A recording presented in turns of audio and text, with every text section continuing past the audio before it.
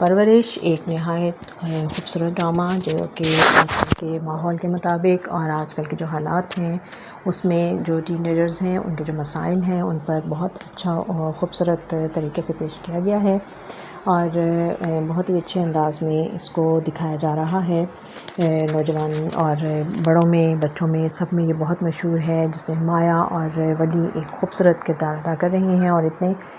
young age میں بڑی منجھی ہوئی اداکاری ان کی دیکھنے کو ہمیں مل رہی ہے